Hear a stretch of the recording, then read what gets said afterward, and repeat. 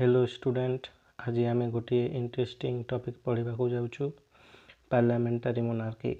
यही अध्यायर मुख्य प्रश्न होउछि राजतंत्र और गणतंत्र कौन एका संगरे रही पारिबो। अनेक लोक भावती जे जदि कौन सी देश रे राजा किंबा राणी अछंती तेबे सेठारे गणतंत्र होई पारिबो नाही, किंतु इतिहास आमको अलग कथा कहे। यूरोपर अनेक देश प्रथमे शक्तिशाली राजतंत्र थिले, किंतु धीरे धीरे से माने गणतांत्रिक व्यवस्था को ग्रहण कले। आज मध्य United Kingdom, Spain, Sweden, Norway, Denmark, Belgium, Netherland और जापान परी देश रे राजतंत्र थिले मध्य सफल भावरे गणतंत्र चलीछि। सेतिपाई गणतंत्र को बुझिबाकु हेले राजतंत्र विकास को बुझिबा बहुत जरूरी। प्रथमे लेखक कहिसंती जे राजतंत्र को केवल दुईटी भाग रूलिंग मोनार्की एवं कॉन्स्टिट्यूशनल मोनार्की रे विभक्त करिबा पर्याप्त नुहे। सेतिपाई से तीनोटी प्रकारर राजतंत्र विषय रे कहिसंती। प्रथमटी हेला तुमर रूलिंग मोनार्की, जेउठारे राजांक पाखरे सरकार गठन करिबा एवं भंग करिबार संपूर्ण शक्ति थाए। द्वितीयटी हेउछि कॉन्स्टिट्यूशनल मोनार्की, जेउठारे राजा और संसद उभयंकर राजनैतिक भूमिका रहे। एवं तृतीय एवं सबुठारु गुरुत्वपूर्ण हेउछि तुमर डेमोक्रेटिक पार्लियामेंटारी मोनार्की बा डीपीएम। यही व्यवस्था रे केवल जनतांक द्वारा निर्वाचित संसद सरकार गठन करे एवं भंग करिपारे। राजा किंबा राणी केवल देशर प्रतीकात्मक मुख्य बा साइंबोलिक हेड होई रहंती। आधुनिक गणतंत्रर एहाकु आदर्श मॉडल बा आइडियल मॉडल बोली धरा जाए। यही कथा को बुझाइबा पई लेखक इंपेरियल जर्मनी रो उदाहरण दिछंती। सेठारे संविधान थिला एवं निर्वाचित संसद मध्य थिले, तथापि जर्मनी गणतांत्रिक देश नथिला। काहेकि कारण कैसियरंक पाखरे चैंसलर को नियुक्त करिबा, बरखास्त करिबा एवं संसद को नियंत्रण करिबार शक्ति थिला। यही उदाहरण रु लेखक स्पष्ट करंती जे केवल संविधान थिले गणतंत्र आसी जाए नाही। एबे ब्रिटेन रो उदाहरण को देखिबा। आमे साधारणतः पढ़ु जे ग्लोरियस रिवोल्यूशन जहाँकि 1688 मसीह रे हिथिला एवं रिफॉर्म एक्ट जहाँकि 1832 मसीह रे हिथिला। यहाँ परे ही तुमर ब्रिटेन गणतांत्रिक देश होई गला, किंतु लेखकंक मतरे वास्तव रे यह होई नथिला। 1885 मसीह रे queen Victoria Irish home rule प्रसंग रे राजनीति रे हस्तक्षेप करिथिले। पुणी 1914 मसीह रे किंग जॉर्ज पंचम मध्य इरिश होम रूल को भिटो करिबा विषय रे भाबुथिले। अर्थात सेतेबेले मध्य राजांकर वास्तव राजनैतिक प्रभाव रहिथिला। सेतिपाई लेखकंक मतरे ब्रिटेन प्रथम विश्वयुद्ध परे ही प्रकृत डेमोक्रेटिक पार्लियामेंटारी मोनार्की होइथिला। एबे प्रश्न उठे जे कौनसी राजतंत्र गणतंत्र को परिवर्तन क्यों क्यों कारण बा फैक्टर उपर निर्भर करे। लेखक चारि गोटी तुमर मुख्य कारण विषय रे कहिसंती। प्रथम हेउछि पॉलिटिकल प्रेशर। समाज और संसद जेतेबेले राजांक उपरे संस्कार पाई चाप सृष्टि करे बा रिफॉर्म पाई चाप सृष्टि करे, सेतेबेले गणतंत्र संभावना बढ़ी जाए। द्वितीय हेउछि रॉयल फैमिली रो गठन। जदि राज परिवार छोट थाए तेबे संस्कार करिबा सहज हुए, किंतु जदि समग्र राज परिवार सरकार गुरुत्वपूर्ण पदवी रे बा पोस्ट रे रहंती तेबे सामाने निजर क्षमता बंचाई रखिबा पाई गणतंत्र को विरोध करंती। तृतीय कारण हेउछि इथनिक और रिलीजियस डिविजन। जदि गणतंत्र आसीबा द्वारा कौनसी प्रभावशाली गोष्ठीर क्षमता कमी जाए, पावर कमी जाए, तेबे विरोध बढ़ी जाए।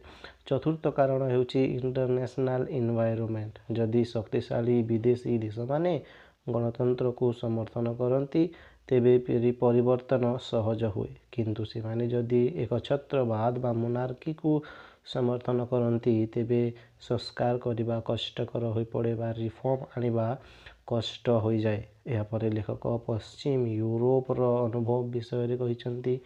फ्रेंच रिवोल्यूशन और नेपोलियनिक वार्स यूरोपर राजतंत्र को गंभीर भाव प्रभावित करथिला। राजा माननकु संविधान ग्रहण करबाकू पड़िला एवं तांकर शासनर वैधता डिवाइन राइट्स बदल रे देशर नाम रे हेबाकू लागिला।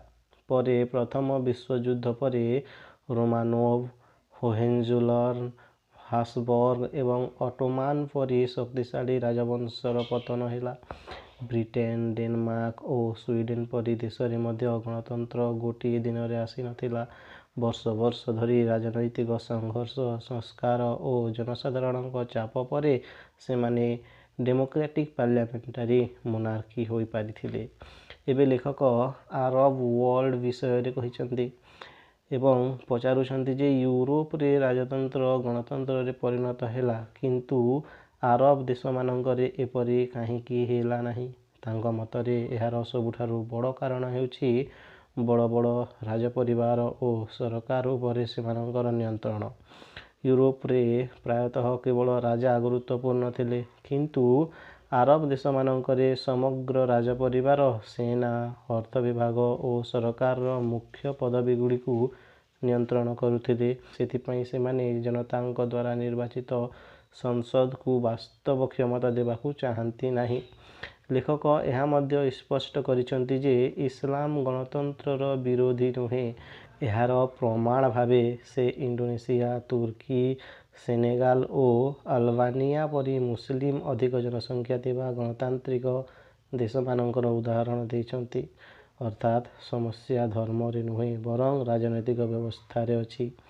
लेखकଙ୍କ मतरे मोरक्को हेउछि आरब वर्ल्डर सबुठारु आशाजनक उदाहरण।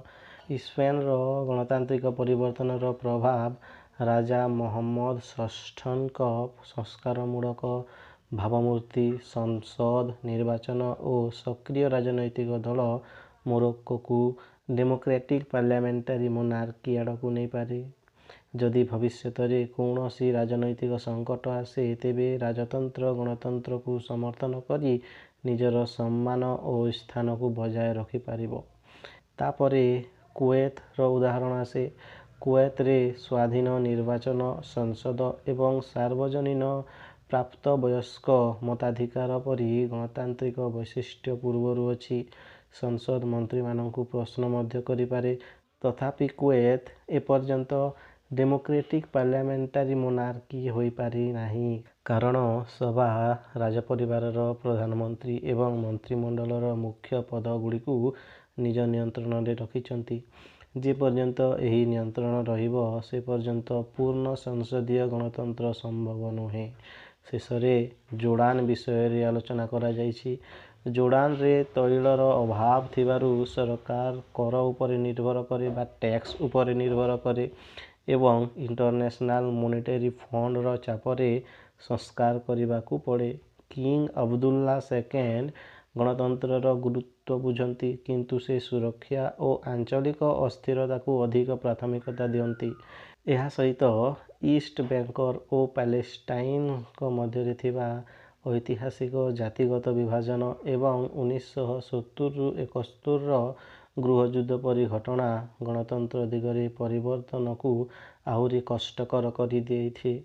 सेथिपाई लेखकଙ୍କ मतरे जोर्डान तुलना रे मोरक्कोर डेमोक्रेटिक पार्लियामेंटारी मोनार्की हेबार संभावना अधिक अछि।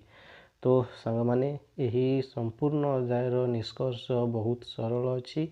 राजतंत्र और गणतंत्र एका सांगरे रही पारे किंतु प्रत्येक राजतंत्र स्वयं चालित भावे गणतांत्रिक होई जाए नाही। गणतंत्र सेतेबेले आसे जेतेबेले राजनैतिक चाप थाए, राजपरिवार संस्कार को ग्रहण करे, जातिगत विवाद नियंत्रण रे रहे एवं आंतर्जातीय परिवेश मध्य सहयोग करे। सबुठारु गुरुत्वपूर्ण कथा हेउछि डेमोक्रेटिक पार्लियामेंटारी मोनार्की सेही व्यवस्था ଯେଉଁଠାରେ ପ୍ରକୃତ ରାଜନୈତିକ କ୍ଷମତା ଜନତାଙ୍କ ଦ୍ୱାରା ନିର୍ବାଚିତ ସଂସଦର ହାତରେ ରହେ ଏବଂ ରାଜା କିମ୍ବା ରାଣୀ କେବଳ ଦେଶର ପ୍ରତୀକାତ୍ମକ ମୁଖ୍ୟ ବା ସାମ୍ବୋଲିକ ହେଡ୍ ହୋଇ ରୁହନ୍ତି। ଏହା ହିଁ ଏହି ଅଧ୍ୟାୟର ସେଣ୍ଟ୍ରାଲ ମେସେଜ। ତ ସାଙ୍ଗମାନେ ଆଜି ପାଇଁ ଏତିକି। ଦେଖା ହେବା ଆଉ ଗୋଟିଏ ଭିଡ଼ିଓରେ। This is Bimal, your history mentor and history educator. Keep watching, keep learning, and keep growing. Thank you.